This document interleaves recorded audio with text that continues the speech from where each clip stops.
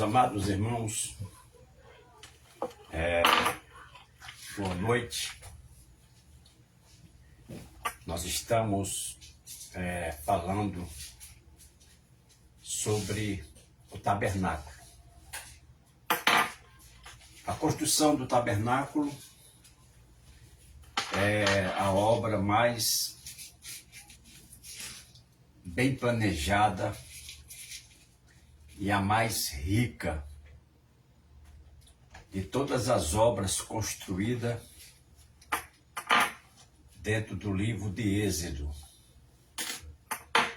Nós tivemos algumas obras construídas em todo o panorama bíblico. Nós tivemos a Arca de Noé e tivemos a Torre de Babel. Nós tivemos as duas cidades, Pison e Ramsés, em homenagem ao filho de Faraó Sete, da época de Moisés. E tivemos também as pirâmides. E depois, na época de Salomão, tivemos uma outra obra rica, que é um tabernáculo edificado sobre rocha, não mais um tabernáculo construído com tecidos e madeiras. Um tabernáculo que não se move, agora permanente. O de Moisés, ele andava na medida que o povo andava. Na medida que o povo parava, ele também parava. O de Salomão, não. Ele foi construído no Monte Moriá, onde é hoje Jerusalém. Então, sempre que o templo é destruído, no mesmo lugar eles levantam outro. Foi o caso, Nabucodonosor destruiu em 3 etapas o templo e depois, muitos anos depois, aproximadamente 75 anos, 80 anos, Esdras, Neemias, Zorobabel, eles reconstruíram no mesmo lugar. Inclusive, Ageu, capítulo 2, fala sobre o pequeno templo, que foi um pouco menor, até menos rico do que o de Salomão.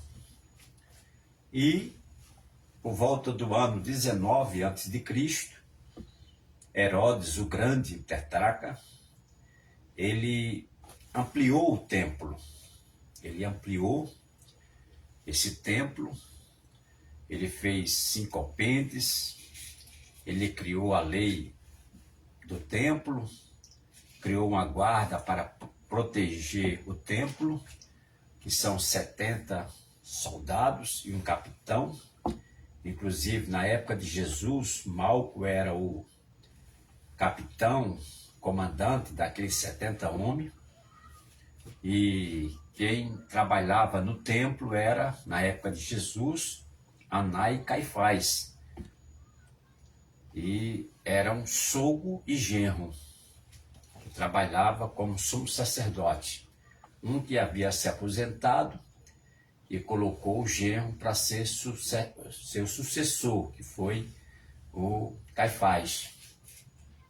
E na época de Jesus, Mateus capítulo 24, versículo 3, os discípulos vê a obra nova, levou aproximadamente 49 anos, e os discípulos mostraram para Jesus a beleza que ficou o templo, e ali começou então o desfecho das últimas coisas em relação ao final do mundo, que chamamos de Apocalipse, o estudo das das últimas coisas.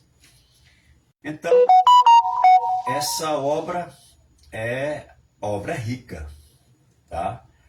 Então, nós tivemos essas construções que eu falei para você, mas tem uma outra obra no capítulo 4 de Daniel, versículo 30, que Nabucodonosor se orgulha de ter feito ela, que foi os muros, o jardim suspenso, a maravilha de Nabucodonosor. Também foi uma obra cara, mas eu não estou aqui para falar dos valores que foi aquela obra.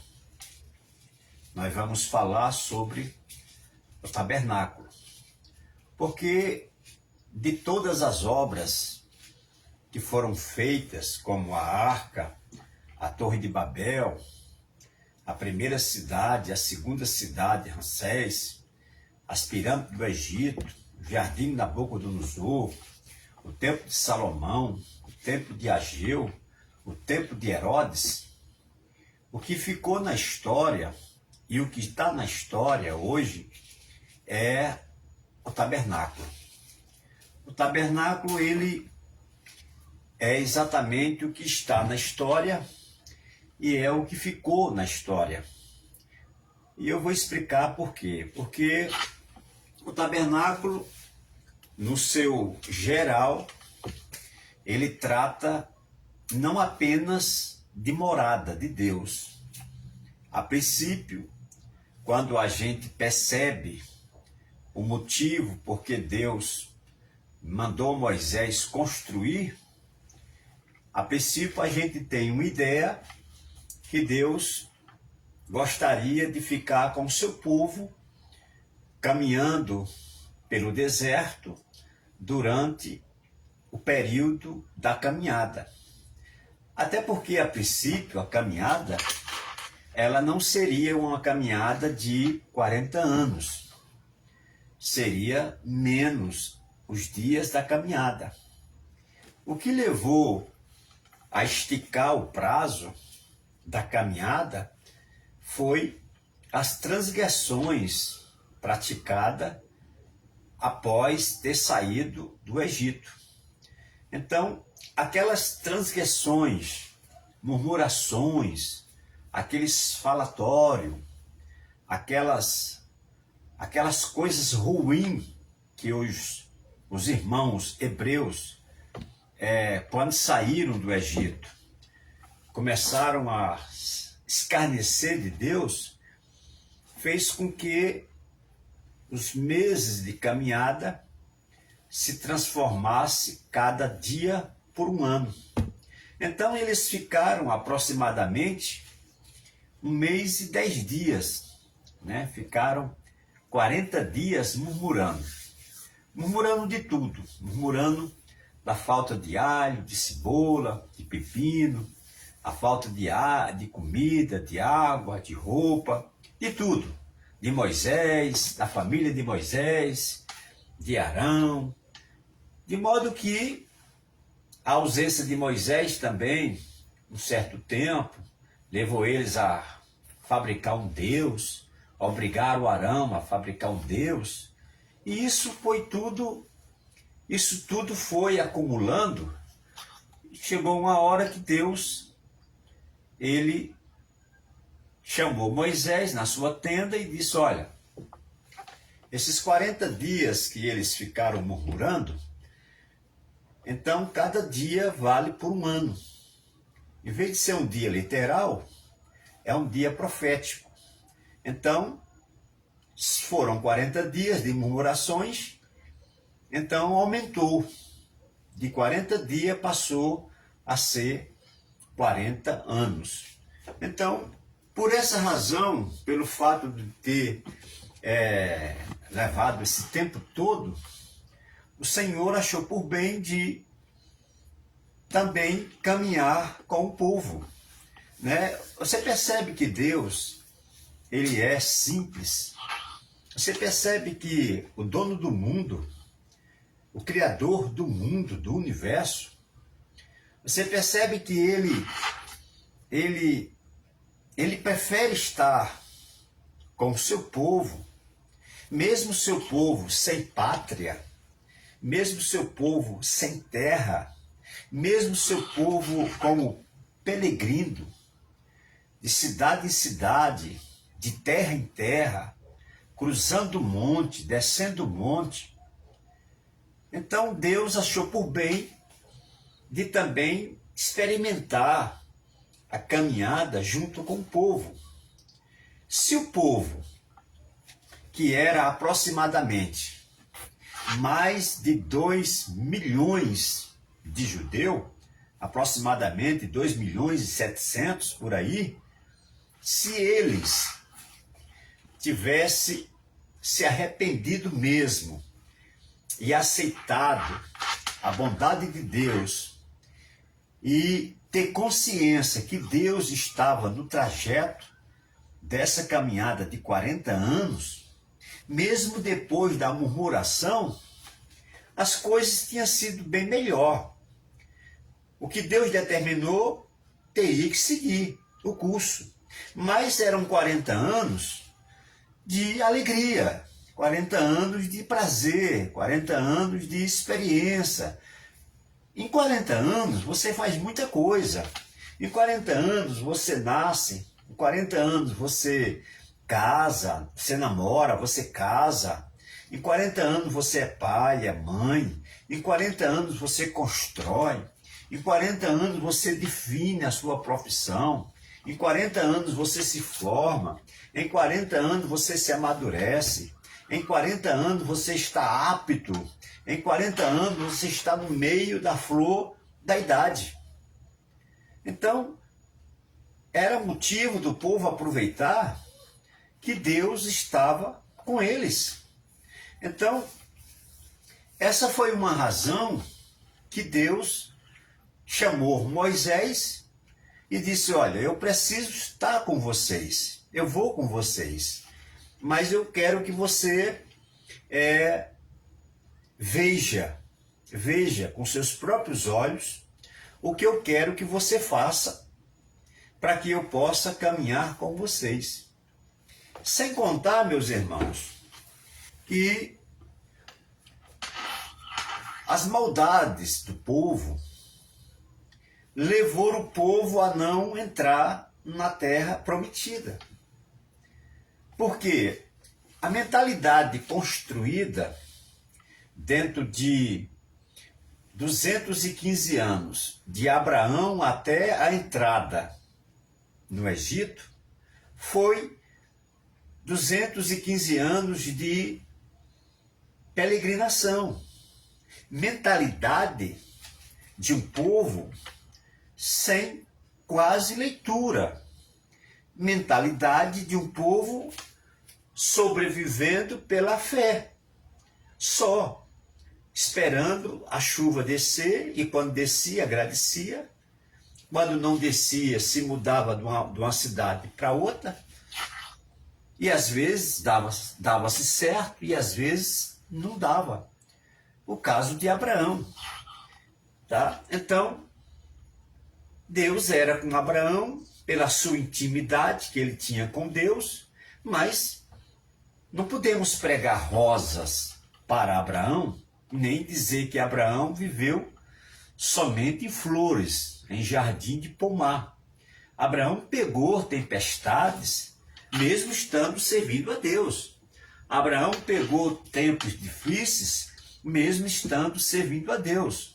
Abraão pegou ventos, mesmo estando servindo a Deus.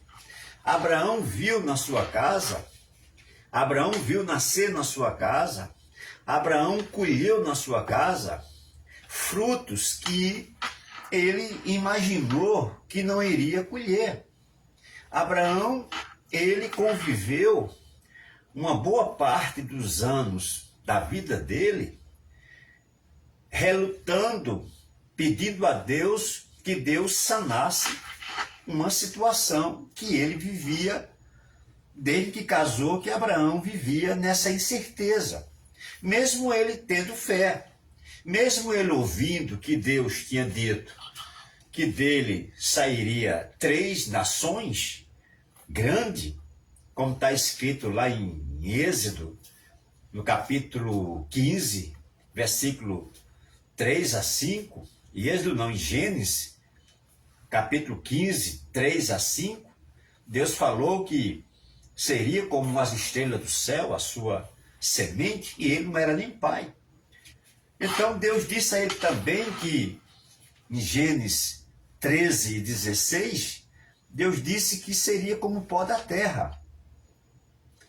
Tá? E disse também em Gênesis 22 e 17, que a semente dele seria como a areia do mar. Então veja que essas promessas apareceram na vida de Abraão quando ele era uma profecia. Ele não tinha nem filhos, na outra ele ainda não tinha filho, na segunda ele já tinha 2, Isaac e Ismael. E Deus disse, olha, eu vou te dar a tua nação como areia do mar.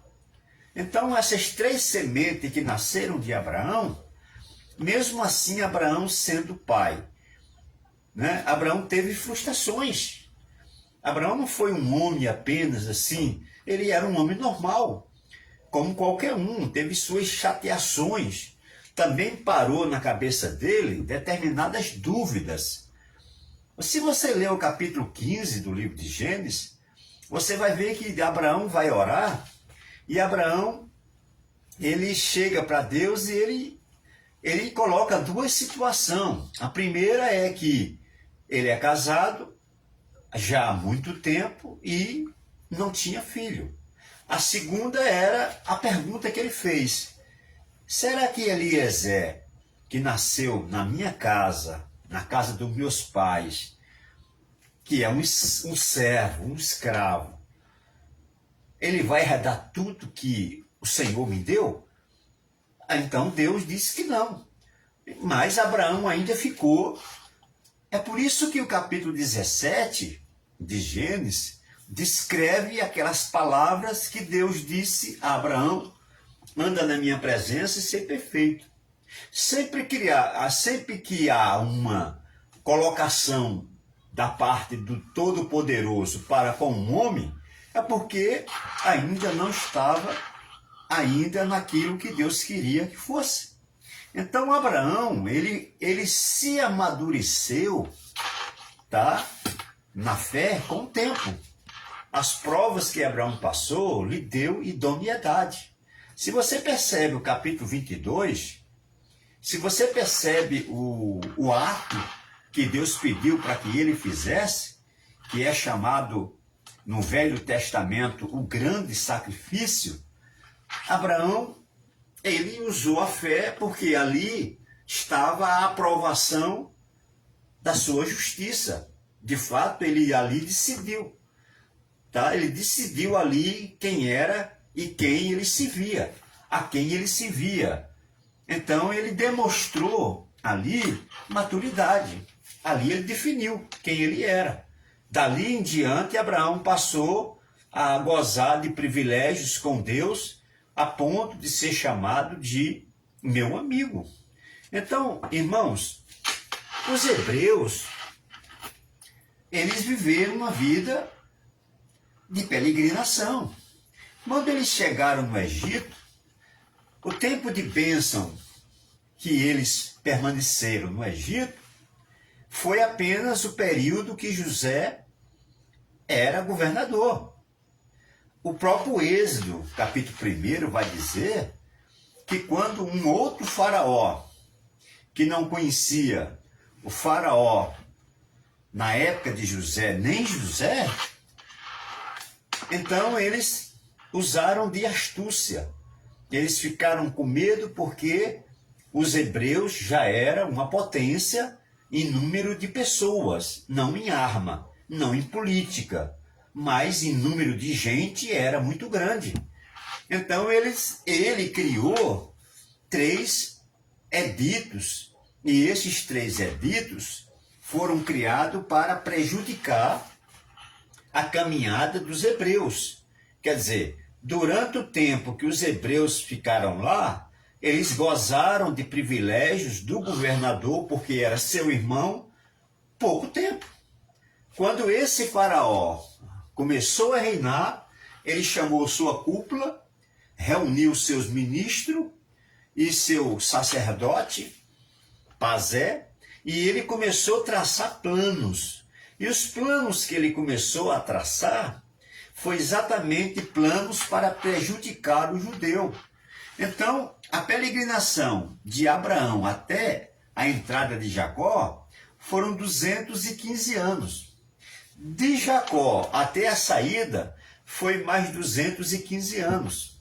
É por isso que Moisés, quando escreveu o Êxodo, no capítulo 12, versículo 40, Moisés fala que o povo ficaram ali 430 anos. Porque Moisés conta do dia que Isaac nasceu, com 5 anos, Abraão começou já a peregrinar. Já é contado dali. Então, depois que entrou no Egito, se contou mais 215 anos. Então, 100 e poucos anos, o povo hebreu sofreu.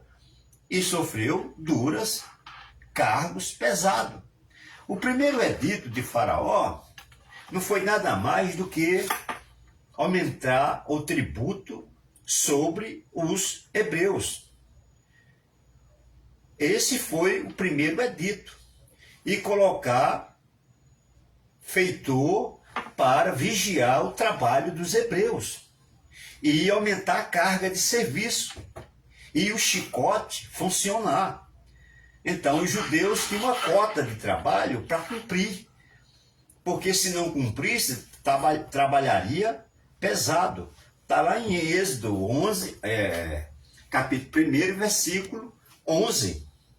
E o segundo edito de Faraó, que ele ordenou, foi quando ele percebeu que os varões multiplicavam. Do dia para a noite crescia muito. Então ele chamou 2 parteiras, por sinal a Bíblia cita o nome delas. Quando a Bíblia cita é porque é algo muito sério. Uma chama-se Pua e a outra chama-se Puar. Então, é Cifra e Puar. Então, essas 2 parteiras, elas não eram as únicas parteiras. Não era a única. Porque para 2.700.000 pessoas, 2 mulheres não ia dar de conta. A gente sabe disso.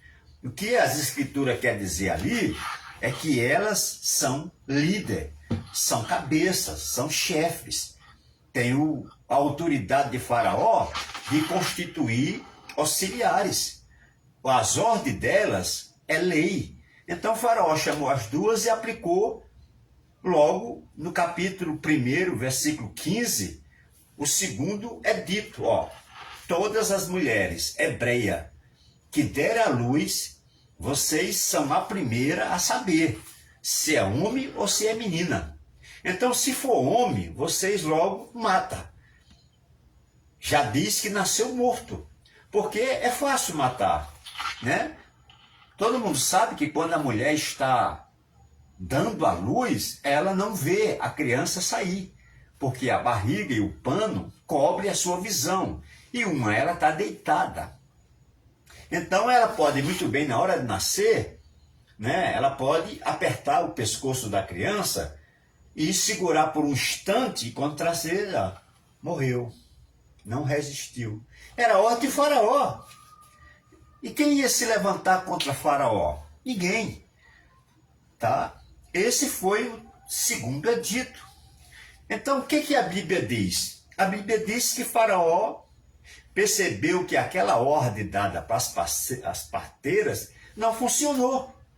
Não funcionou por quê? Porque continuou crescendo, e o povo se multiplicando. Então, ele chamou os seus líderes, né, os seus liderados, e disse, olha, vamos tomar uma outra posição. E nessa outra posição, agora vem a morte dos meninos, provavelmente como Herodes matou, de 2 anos abaixo, a espada, lá em Jerusalém. Capítulo 2 de Lucas e Mateus fala dessas mortes. Então, Faraó disse, olha, eu já dei ordem a todo o povo. Está no versículo 22 do capítulo 1 de Êxodo, para pegar os hebreus, meninos que nascerem, e jogar no rio Nilo. Mandar os soldados matar, vou mandar os soldados entrar na vila dos hebreus, na terra de Goze, e acabar com os hebreus. Então você percebe que esse povo sofreu. Esse povo sofreu. Então Deus tira esse povo de lá, opera milagres, 10 milagres lá, tira o povo, e o povo no deserto, em vez do povo ser grato, né? Ser grato, conforme está escrito no Salmo 100, Salmo 100 está escrito exatamente a gratidão, né? O Salmo 23 está escrito o reconhecimento que o Senhor é o pastor. O Salmo 47 e 46, o 46 fala que ele está com o seu povo, ele é o Senhor dos exércitos. E o Salmo 40 fala para o indivíduo ter paciência. Então, os salmos declaram exatamente aquilo que os judeus deveriam ser, mas foi tudo o contrário. No deserto, eles passaram a ser pior do que no Egito. Por quê? Tudo está na mentalidade.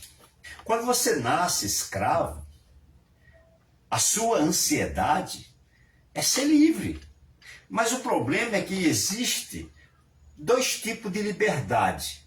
Existe o livre de uma escravidão, mas continuar com os costumes de escravo. E existe o escravo que é escravo, mas tem mentalidade de livre. Esses são os 2 tipos de escravo. O que tem mentalidade de livre, mas é aprisionado dentro de um círculo sem poder sair, ele é respeitado por aquilo que ele é, e não por aquilo que ele faz, e nem tampouco por aquilo que ele tem.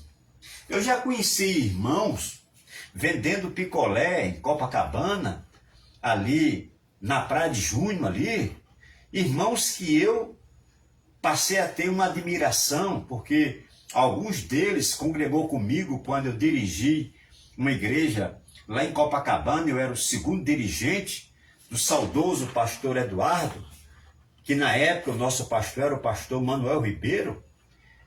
Eu conheci irmãos ali que já dormem no Senhor, irmão Gilberto, homem simples, mas de uma educação fina.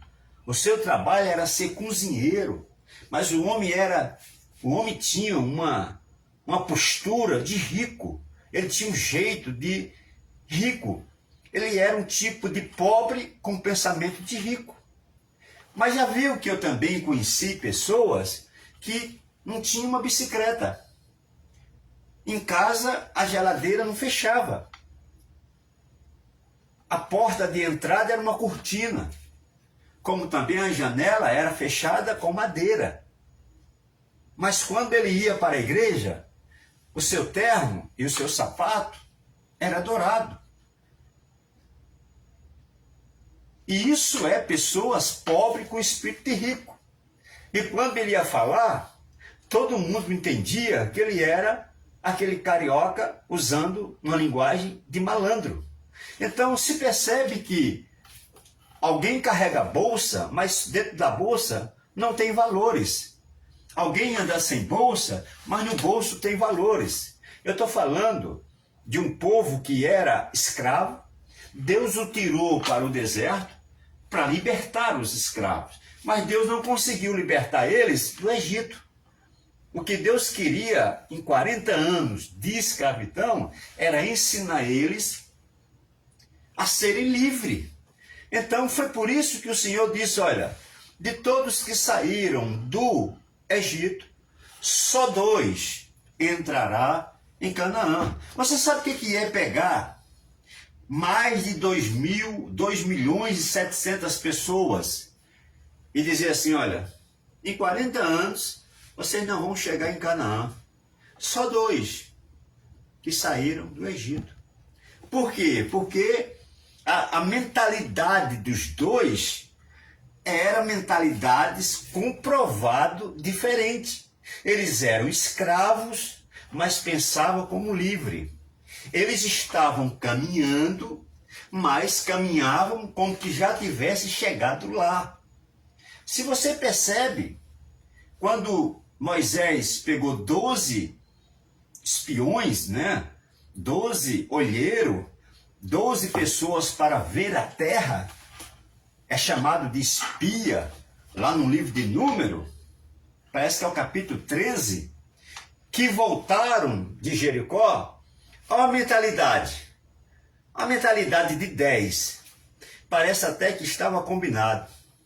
Disseram assim, a terra é boa mesmo, é boa, as uvas, os mamão, as bananas, melancias, a cidade é murada, tudo é bom.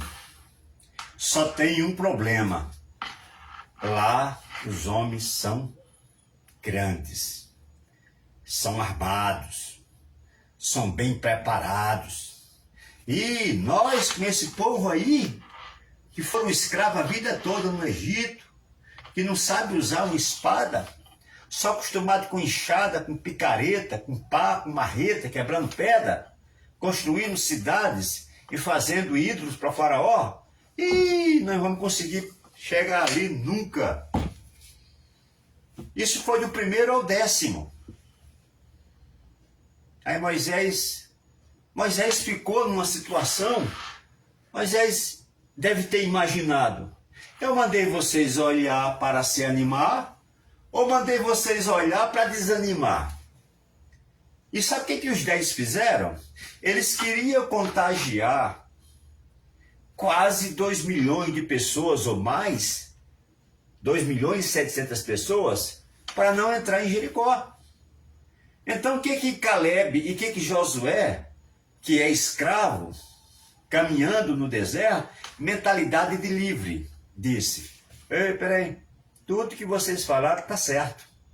Só uma coisa vocês esqueceram. Quem está conosco é Deus. Foi quem tirou nós do Egito. Foi quem realizou as 10 pragas. Foi quem caminhou conosco até aqui. Foi quem nos deu os mandamentos. Foi quem fez a rocha sair a água. Foi quem curou as águas de Mare. Foi quem fez descer o maná do céu.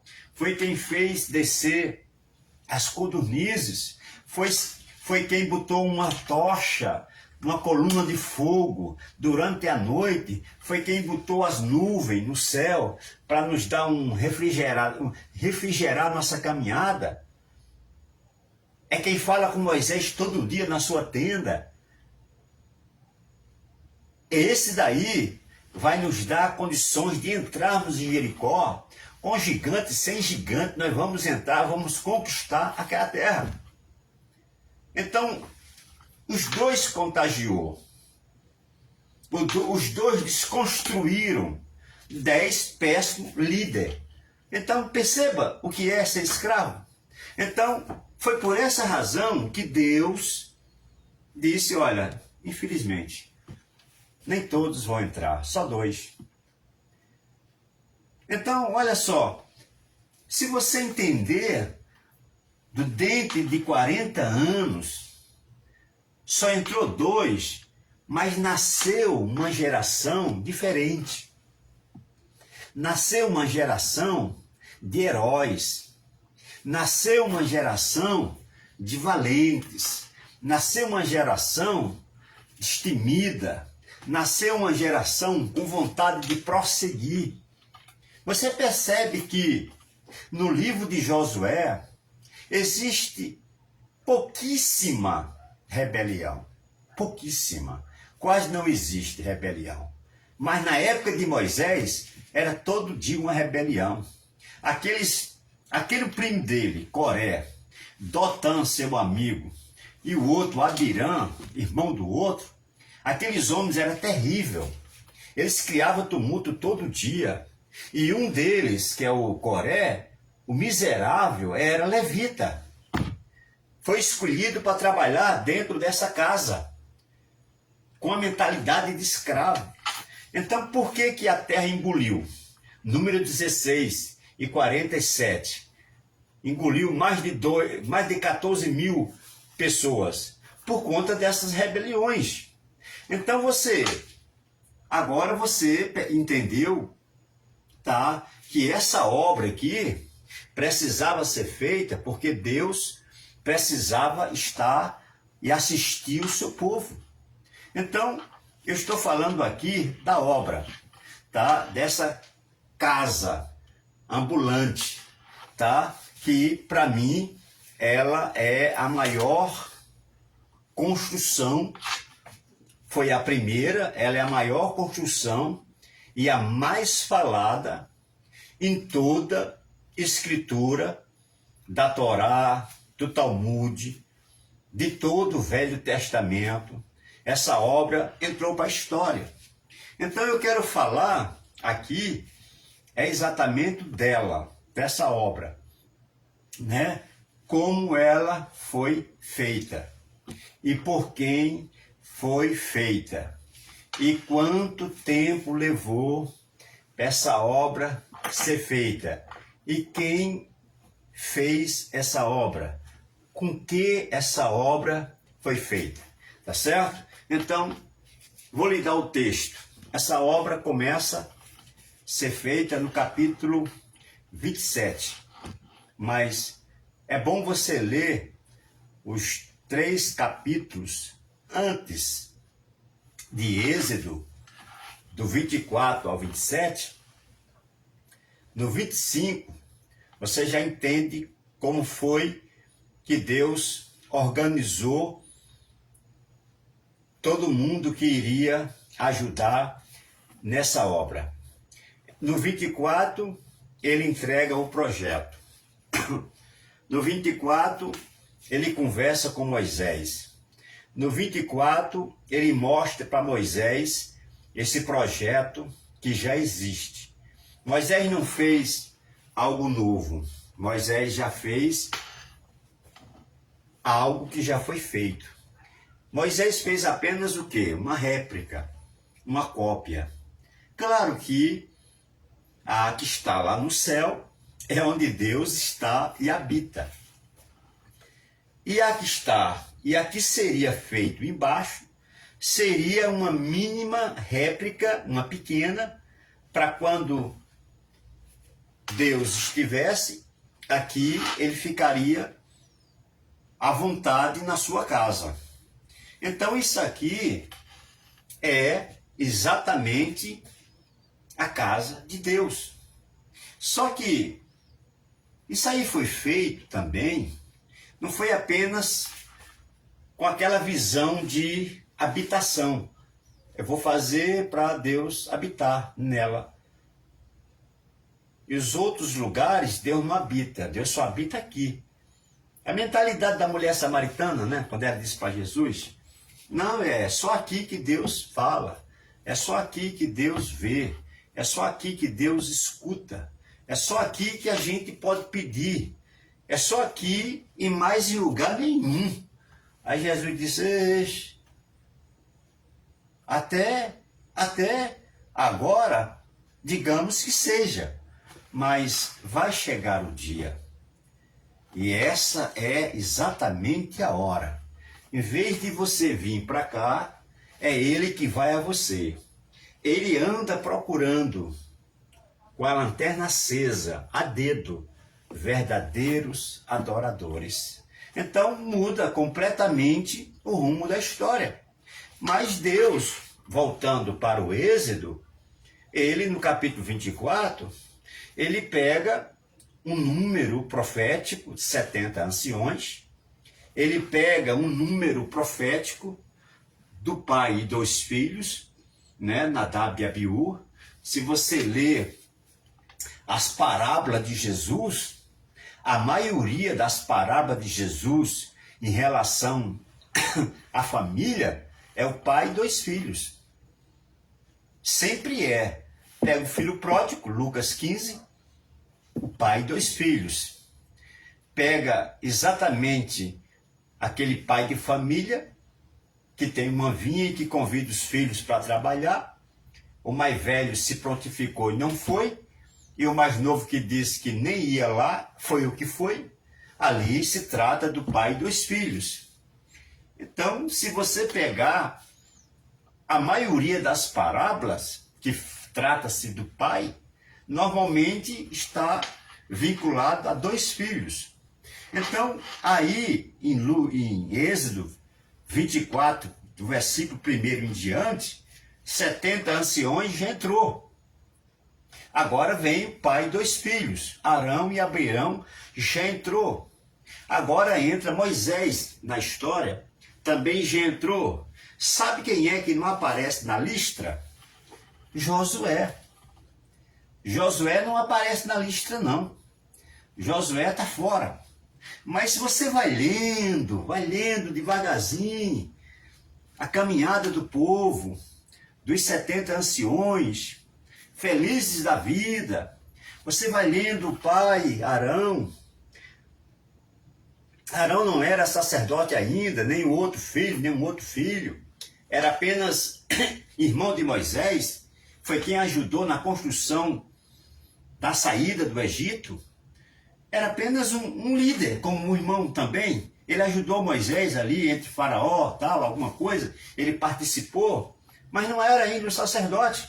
Não tinha aquela reverência, não tinha nada. O povo nem o respeitava mais Moisés do que ele. Só que ele também foi convidado. Eles iam caminhando, satisfeitos, alegres, né? Ah, Deus mandou meu irmão me chamar, chamou meu filho, chamou meu outro filho, chamou 70 anciões. Então, beleza. Mas, lá na frente, você escuta Deus dizendo: Moisés, pede para os anciões ficar no pé do monte. Não é para subir. E pede para Arão e seus dois filhos também ficar do pé do monte. Não é para subir.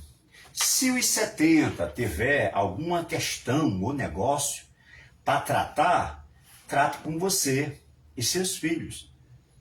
Porque eu e Josué subamos. Josué entra na lista. Josué entra ali e aparece.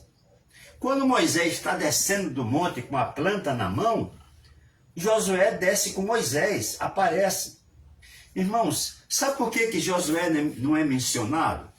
Porque quem mais aparece na obra de Deus é os anônimos, são os que fazem a obra, é os anônimos, é os que dão crescimento à obra, é os anônimos, é os que contribuem para a obra, é os anônimos que faz a obra andar, é os anônimos que sobe os montes para as vigílias em oração, é os anônimos que comparecem nos cultos de doutrina, é os anônimos que comparecem na escola dominical, é os anônimos que estão nos ar livre, nas praças, nas ruas, pregando a palavra de Deus, é os anônimos que quando o pastor fala: irmãos, me ajude, eu preciso de X, quem puder me ajudar, com isso, aquilo outro. É os anônimos que metem a mão no bolso e começa a ajudar. É os anônimos que quando a igreja está passando por situações difíceis, são eles que emprestam o ombro para que o pastor chore. São eles que ajudam o pastor na caminhada. E esses anônimos não aparecem nas festas das igrejas, não aparecem nas tribunas da igreja, não estão sentados nos púlpitos da igreja, eles não estão nem relacionados para ficar na portaria, não estão nem relacionados para entrar e sentar nos primeiros lugares, eles não estão nem relacionado, praticamente fazer nada. Sabe quando ele aparece? Nessas horas. E esses anônimos, normalmente, são os substitutos dos líderes. Aprenda isso aí. São eles que substituem os grandes homens. Se você conhece Napoleão Falcão, você deve conhecer, você acha que Abílio Santana, quando começou a vida de pregador, não carregou a mala de Napoleão Falcão? Você acha que Napoleão Falcão não deu uma ajuda? Ou seja, é meu moço, chama ele para pregar, é bom. Você sabe que alguém sempre abre uma porta para outro alguém. E a vida, ela é construída assim. Você acha que Marco Feliciano nunca ligou para uma igreja? Ô pastor, deixa eu pregar aí. Isso já aconteceu muitas vezes. Quantas e quantas vezes ele se ofereceu para pregar? Muitas vezes. Mas sabe o que Deus fez? Agora procuram ele e não acham mais. Por quê? Porque o homem subiu de patamar. E essa subida, ele ficou uma pessoa mais difícil de se achar. Os anônimos estão em todo lugar, porque, de fato, ele é anônimo. Ele aparece nas horas que precisa se tomar uma atitude. Você sabe que Jesus chegou por discípulos e disse, olha, vocês mesmos dão de comer o povo não estão com fome? Eu não estou pregando? Eu não concluí a mensagem ainda tem a tarde toda. O discípulo disse, não, mestre, despede e manda eles embora. Porque nós não temos comida para todo mundo. Então Jesus pergunta para eles, o que é que eles têm? Eles falam, nós não temos nada, mas tem um rapaz no meio de nós aqui que tem pouquinha coisa para ele comer. Então, olha o anônimo aparecendo. Ele apareceu e trouxe solução. Se você percebe, no capítulo 16 de Juízes, na época que Sansão estava no palácio, Sansão podia, com seu status, que todo cego, depois que perde a visão, ele fica com tato. Ele colocando as mãos nas coisas, o cérebro já lê o que é aquilo que ele botou a mão. Então, aparece ali um rapaz, uma criança, um menino, aparece ali. E Sansão só pergunta, meu filho, isso aqui é o quê? Ele disse, olha, isso aí é uma coluna. E a outra está onde? Está aqui, ó, bota a mão aqui. Essa aqui é a outra. Sansão disse, essas duas aqui é o que é? As duas do meio? É. Então Sansão disse, vai embora, porque agora eu vou derrubar o templo de Dagon. Então, olha, na hora que apareceu o menino, trazendo para Sansão uma solução. Você percebe que a solução do Egito, na época de Moisés, não estava no palácio? Você percebe que a solução do Egito estava exatamente lá no cárcere? Era José a solução do Egito? E que Deus tinha levado José para o Egito, não porque José era má, não porque os seus irmãos eram má, é porque Deus tinha plano com o Faraó e também com o Egito. E por causa disso aí, Deus mandou Faraó buscar José na prisão. E Deus mandou Faraó criar um cargo para José. Não existia governador do Egito. José foi o primeiro governador do Egito. E quem era José? Era um preso. Acusaram de assédio sexual contra a mulher de Potifar. Só que Deus é soberano, o justo, o anônimo. Ele não tem nome e parece que não vai ter nunca. Mas o dia do anônimo chega e Deus o levanta de lá. Ora, se você lê o capítulo 16 do livro de Samuel, você já percebe de quem eu estou falando. Já sabe de quem eu estou falando. Você não é bobo, você é inteligente. Eu estou falando de quem? De um pastor. Eu estou falando de um adolescente. De uma pessoa que até em casa ele era desprezado. Ele era o anônimo de casa. Percebe que Deus manda buscar exatamente o anônimo. Deus não pegou os grandão, Deus não pegou os bonitos, Deus não pegou os fortes, Deus não pegou os melhores. Deus pegou aquilo que as pessoas achavam ruim e pior, os desprezados. Então percebe quem foi o rei de Israel e percebe que esse desprezado ocupou um trono no coração de Deus. Ele é chamado segundo o coração de Deus.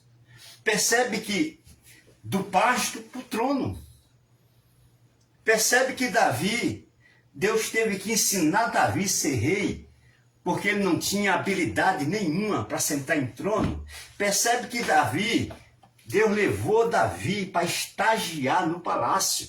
Deus levou Davi, sabe como o quê? Deus levou Davi para uma guerra, sem nunca Davi ter ido em guerra. Deus levou ele para entregar queijo para o rei, para entregar queijo para os irmãos, e entregar e sair de lá correndo, porque essa foi as palavras do seu irmão Abinadab. Meu filho, vai embora, vá-se embora, tu já fez o que tinha de fazer. E ele, não, ainda falta do rei. Então tudo que Davi queria era ver a guerra. Davi queria ver o armamento, Davi queria ver, ele achava aquilo bonito, mas a ele foi negado o direito. Você sabia que Davi nem soldado foi? Sabia disso, não sabia? Davi nunca foi soldado de Saul. Nunca foi. Davi era apenas um pastor. Davi foi apenas entregar queijo. Mas o anônimo, ele tem desafios. Nesses desafios é quando ele sai da escuridão. Mas ele não sai porque ele tem força. Ele sai porque Deus lhe dá força. Ele não sai porque ele nasceu dali para sair para lá. Não, ele sai porque ali não é o seu lugar. Deus queria tirar Davi de lá no tempo. E Deus levou Davi pela segunda vez, talvez até a primeira, sabe como o quê? Para o palácio? Músico. Era um rei cantando para outro rei, porque Davi já tinha sido ungido a rei. Era Davi tocando e talvez olhando para a cadeira do trono. Oh, que trono bonito. Será o que Samuel fez comigo? Será que é a unção de Samuel? Um dia eu vou sentar aí? No coração de Davi, eu acredito que ele até... Isso é um parecer meu, isso é coisa minha.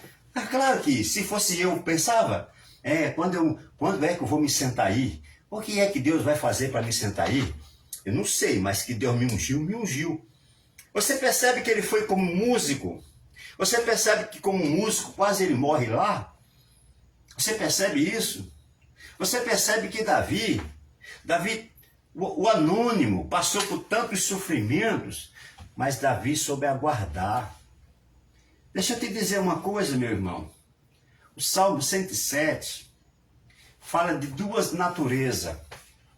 Fala de duas pessoas. De onde Deus tira os que são anônimos. Os anônimos vêm de onde? Olha só, conhece o monturo? Conhece, né? Então, Deus tira do monturo. Sabe o que é o monturo? É lixão. O lixão está cheio de anônimos. Pessoas sem nome. Sabe de onde Deus tira também? Dos que estão passando necessidades extremas, grandes. Eu digo isso faminto, pessoas que não têm o que comer.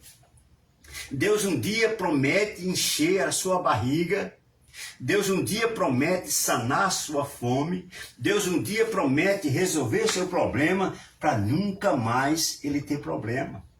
Você percebe que Davi pergunta para um oficial, Saul tem parentes vivos? Ah, tem. Olha, que eu lembra, eu acho que tem. Tem um aleijado. Você sabe que essa expressão aleijado não é apenas uma expressão porque o menino se tornou, e sim uma forma de desprezar o pobre do rapaz. Tem um lascado velho, um coitado, uma pessoa lá que ninguém dá nada por ele. É aleijado. Davi disse, e ele é família de quem? Não, ele é neto de Saul. E qual o nome dele? Mefibosete. Ele mora onde? Lodebar. Então prepara a carruagem. Eu vou ter que visitar esse rapaz.